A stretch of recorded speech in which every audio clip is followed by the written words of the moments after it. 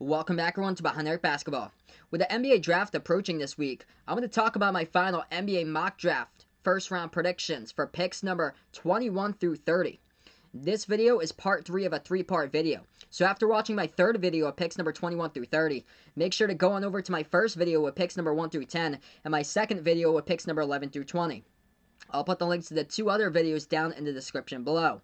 But without any further ado, we will start with the 21st overall pick in my final 2020 NBA mock draft prediction video. At number 21 on the clock's the Philadelphia 76ers. I predict they're going to take a point guard here with Cole Anthony from the North Carolina Tar Heels.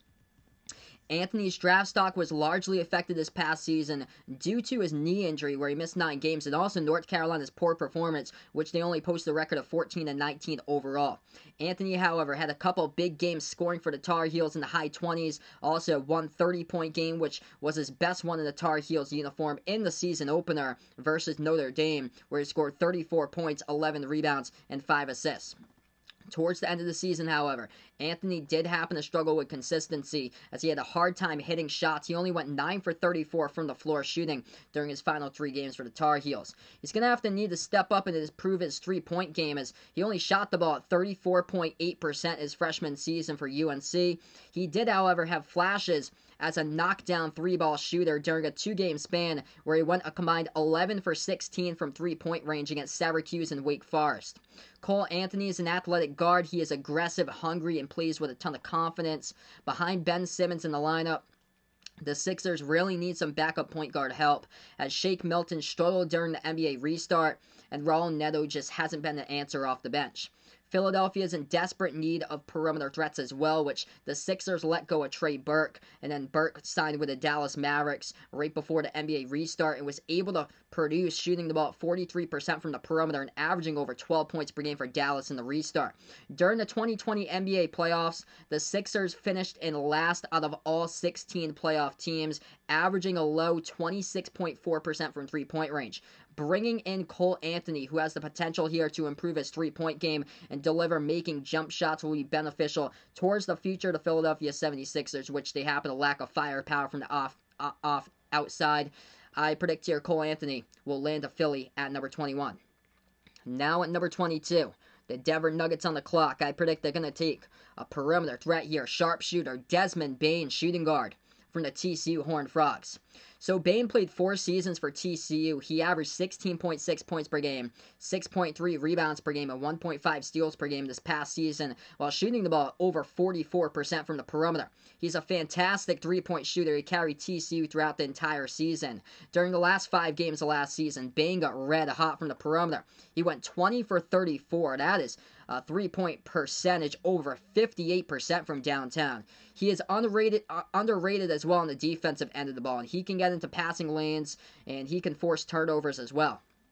Last season, Bane led the Big 12 Conference in most 3-point shot attempts, attempting 208 total 3-point shots. He also shot the ball a league-high 436 attempts from the floor. As Bane's shooting consistency with how well he produces in a difficult and very defensive-minded Big 12 Conference should be taken notice of, as Bane had some of his best games against some of the elite programs defensively in college basketball last season. His point totals include 27 points against Texas Tech, 24 points against Kansas, and 23 points against the Baylor Bears. Last season, Denver's 3 shooting guards, with Gary Harris, PJ Dozier, and Troy Daniels, all shot the ball below 35% from the perimeter.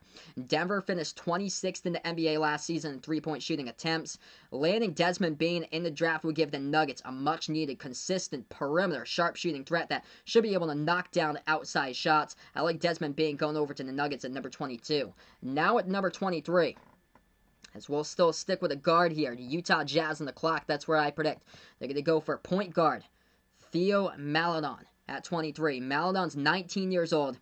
He played this past season for Asvel out of the LNB Pro A League out in France.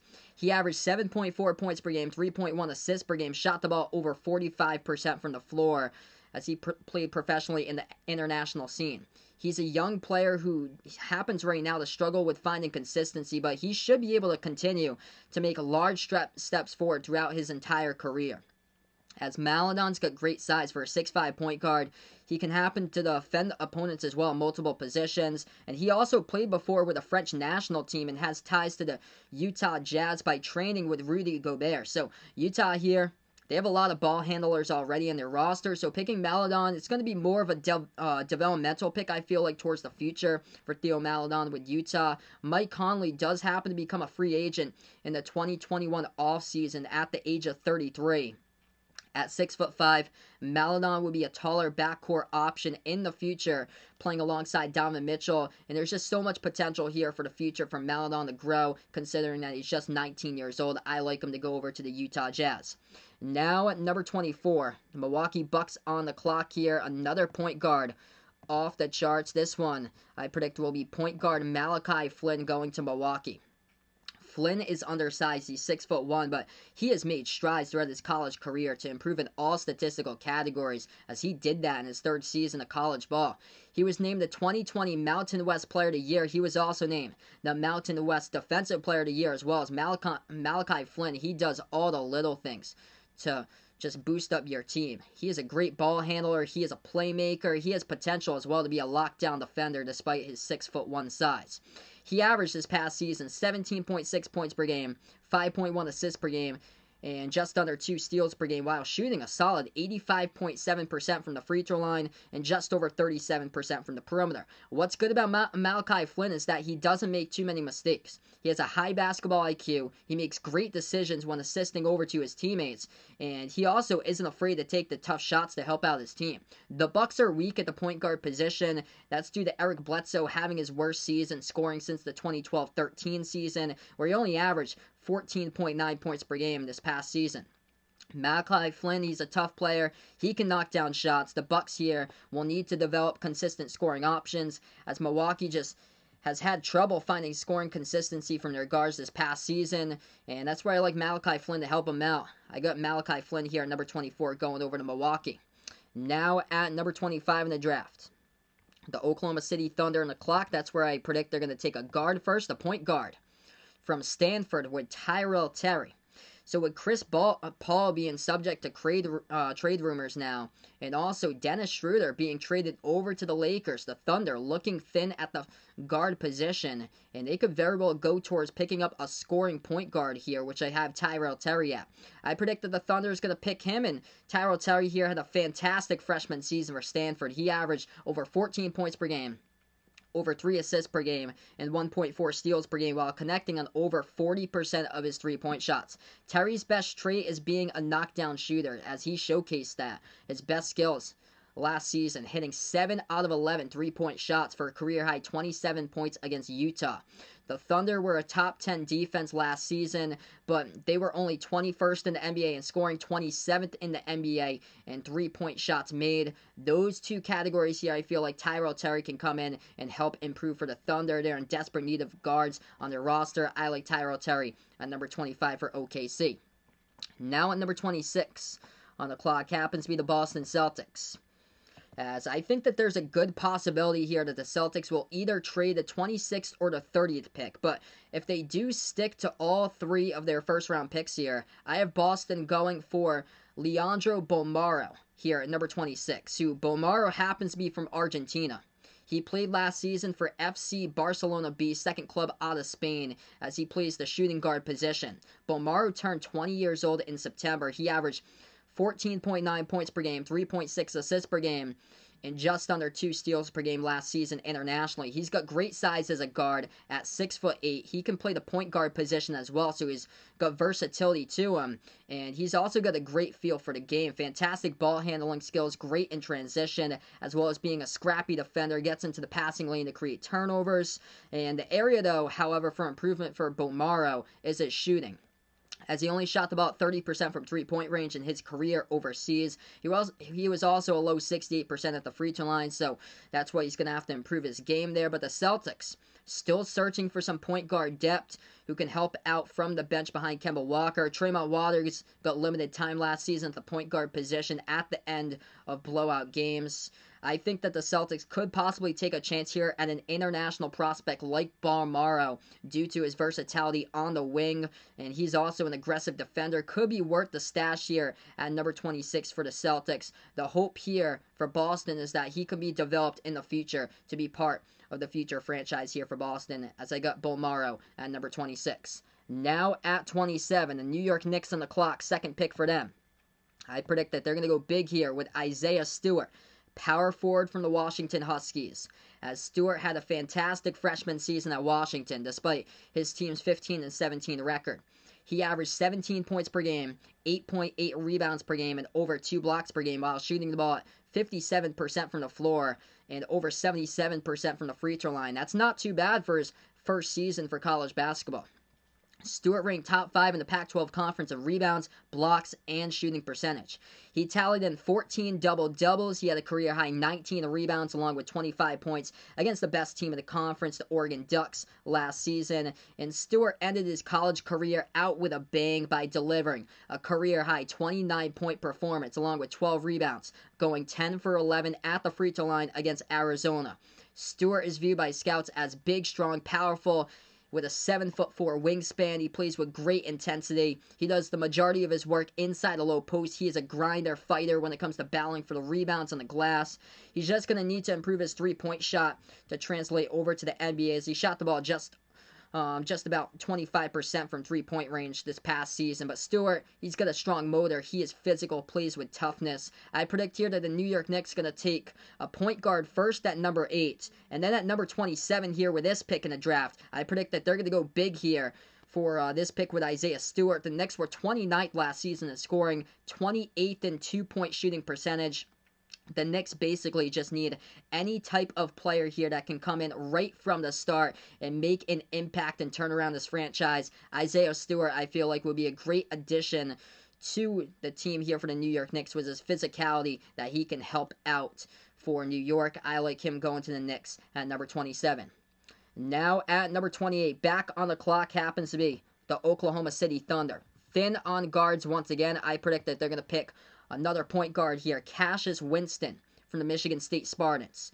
So according to reports here before the draft, and before I've released this video, the Lakers are expected to get in a trade here with Dennis Schroeder from the Oklahoma City Thunder going over to the Lakers, as Oklahoma City in exchange is expected to get pick number 28 from the Lakers and also Danny Green out of it, as Dennis Schroeder happened to be the 6th man off the bench this past season for the Thunder, averaging just under 19 points per game and 4 assists per game. So obviously a major loss there for the OKC Thunder. But now, thin on guards, taking a look at another one. As I predicted, the scoring point guard at number 25 with Tyrell Terry. I'm going to go here for this draft pick at number 28 with a playmaking, pass first type of point guard here with Cassius Winston.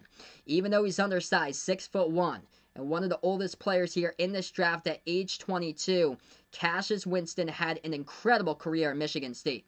The two-time All-Big Ten first-team selection, averaged 18.6 points per game, 5.9 assists per game this past season, while shooting the ball over 85% at the free throw line. And he also was a perimeter threat, over 43% from three-point range last season.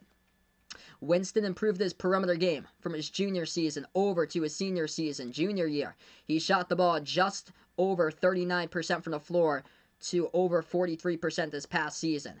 Winston isn't the most athletic type of player, but he has great ball handling skills. He's also got incredible on-court awareness, great vision and passing. He's got maturity, high basketball IQ. He's the type of player here that you want right from the start that can make an impact, and a great all-around player here, great all-around guy in the locker room as well. As what is tremendous about him is that leadership for Winston and how he gives it all on the court, plays with a ton of heart, and he was a collegiate star at Michigan State and now has the opportunity to learn and grow, develop his game for the Thunder. For my prediction here, he's mature, should be NBA ready, step in as a passing facilitator for the Thunder. At number 25, Tyrell Terry will be able to replace some of that production of Dennis Schroeder's sharp shooting and scoring. And now with this pick at number 28, Cassius Winston will be the next playmaker here to take over for Chris Paul for my prediction. So I think the Thunder is going to take 2 guards off the list here At 25 and 28, since they're thin with guards on the roster, I get Cassius Winston going over to the Thunder at number 28. And now at number 29, this draft's full of guards here. Taking a look at another one at 29. Goes out to Jahmi'us Ramsey, shooting guard from the Texas Tech Red Raiders. I've got him going over to the Toronto Raptors, picked up at 29. So Ramsey shined as the leading scorer this past season for Texas Tech as a freshman. He averaged 15 points per game, shot the ball at over 42% from the perimeter. He's a sharpshooter. He's got terrific range as well. As an 18-year-old college freshman, Ramsey proved that he can knock down shots against some of the top defenses in all college basketball. He made 5 3-point shots in each of his 3 games against Baylor, West Virginia, and Kansas.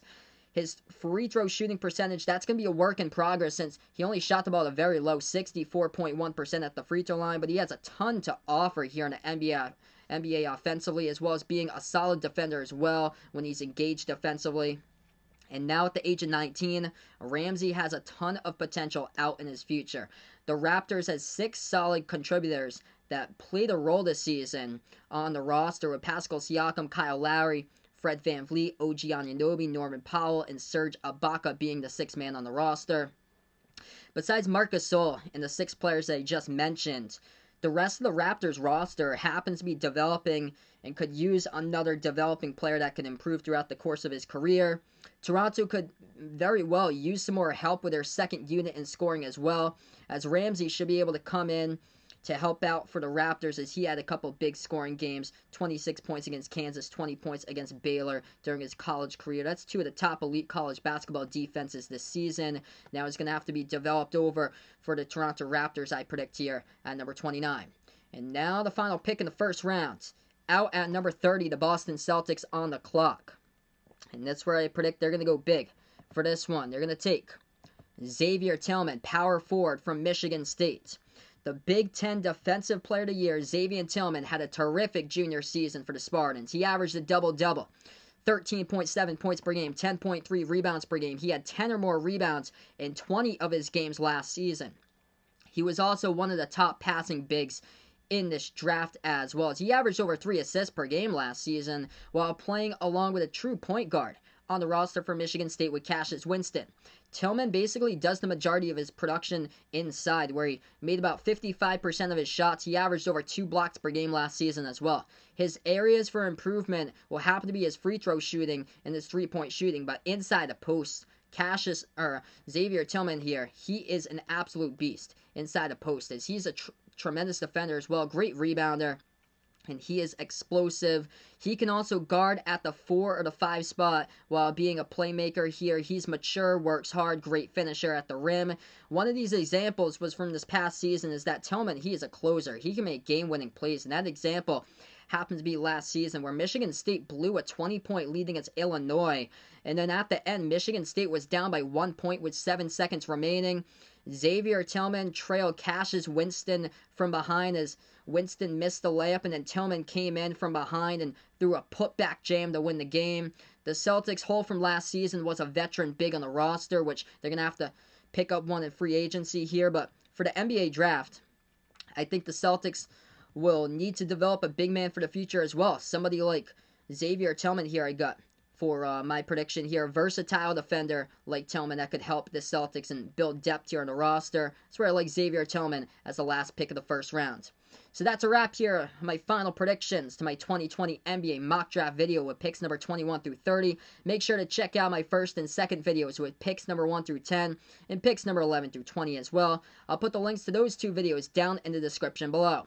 Don't forget to like, share, comment, subscribe to my channel. Also, check out all the other great content I have going on my channel as well. Here's my play-by-play live streams for college basketball. Will be soon starting back up on November 25th. So feel free to stop on board, hang out on my live streams, and experience those as well. Thanks so much for watching, everybody, as this is Behind the Arc Basketball.